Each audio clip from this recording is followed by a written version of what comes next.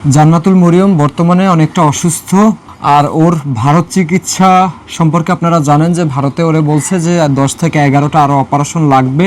ইতিমধ্যে 2টি অপারেশন হয়েছে। হেমানজিওমা রোগের চিকিৎসা ভারতে সফলতা 70%। আমি আগে একটা ভিডিওতে বলেছি।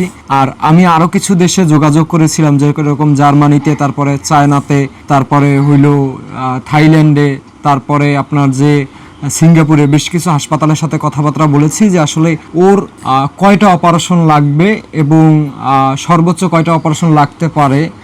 কারণ কি এই 10 থেকে 11টা অপারেশন বাকি 10 থেকে 11 বার আইসিইউতে যাওয়া এই ছোট মাসুম বাচ্চাটার পক্ষে আসলে কতটা কষ্টের সেটা আসলে আপনারা বুঝতে পারছেন আশা করি। 10টা অপারেশনের কষ্ট এবং আইসিইউতে 10 বার 11 বার আইসিইউতে যদি যায়, ইতিমধ্যে 2 বার আইসিইউতে যেয়ে সে আসলে তার অবস্থা যেটা হয়েছিল তার সেটা মা বাবাই ভালো বলতে পারে। এখন বেশ কিছু হাসপাতালের সাথে যোগাযোগ করে আমি এটাই জানতে চেয়েছি যে আপনাদের দেশে বাকি আপনাদের হাসপাতালে বাকি গুগল থেকে রিসার্চ করার চেষ্টা করেছি কোন দেশে আসলে ওর চিকিৎসাটা আছে বাকি সফলতার হার বেশি। তো আমি এর আগের ভিডিওতেও বলেছিলাম হেমানজিওমা রোগের জন্য সবথেকে ভালো চিকিৎসা দেয় জার্মানিতে, ওই দেশের সফলতা অনেক। এবং তারপরে হলো আমেরিকা, এবং তারপরে আছে চায়না, এবং তারপরে থাইল্যান্ড, বাকি তুরস্ক, বাকি সিঙ্গাপুর, আর সর্বশেষে হইল ভারত।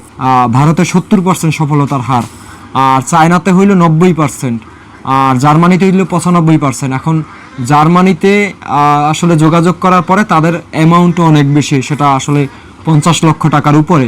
আর ভারত চেয়েছিল 10টা অপারেশন 11টা অপারেশন যদি লাগে, ইতিমধ্যে 2টি অপারেশন করেছে, সেই 2টি অপারেশনে 15 লক্ষ টাকা চলে গেছে।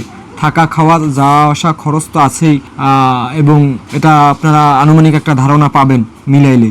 তো আর জার্মানিতে সেই অঙ্কটা আসলে দেখা যায় 50 লক্ষ টাকার উপরে চলে যায়, যেখানে জার্মানি 95% সফলতা এবং চায়নাতে হলো 90% সফলতা। তো চায়নাতে খরচটা ওর অন্যান্য দেশের মধ্যে, মানে আপনি যদি একটু ভালো চিকিৎসা নিতে যান, মোটামুটি যেহেতু সর্বোচ্চ এই চিকিৎসার হার হইল মানে সফলতার হার 95%, এবং সেটা হলো জার্মানিতে।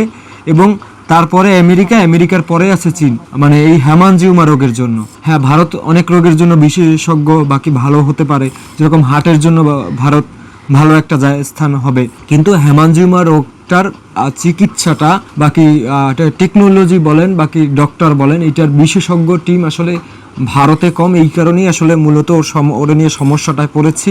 এখন চায়নাতে ডাক্তারদের সাথে কথাবার্তা চলতেছে। চায়নার বেজিং জিন্ডু চিলড্রেন্স হসপিটাল, বেজিংয়ের ওই হাসপাতালের সাথেও কথাবার্তা বলেছি যে ওই হাসপাতাল আসলে কত টাকা, মানে তাদের কাছে আমি প্রশ্ন করেছি যে তাদের হাসপাতালে এই চিকিৎসা আছে কি না, তাদের দেশের সফলতার হার কতটুকু, এবং ওর কয়টা অপারেশন লাগতে পারে। তো ডাক্তাররা আমাকে বলছে যে 2টা অপারেশন লাগতে পারে।